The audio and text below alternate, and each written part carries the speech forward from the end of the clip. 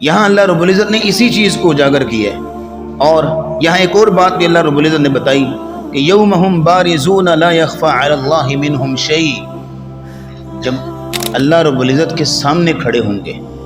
یوم ہم بارزون لا یخفی علی اللہ منہم شیء، اللہ رب العزت سے اس دن کوئی چیز بھی مخفی نہیں ہوگی. اللہ اس دن پوچھیں گے لمن الملک اليوم، آج کس کی بادشاہی ہے؟ کون جواب دے؟ کس کے اندر اتنی جرت؟ وخشعت الاصوات للرحمن فلا تسمع الا ہمسا، اس دن ساری آوازیں پست ہو چکی ہوں گی، رحمان کے آگے کون بولے؟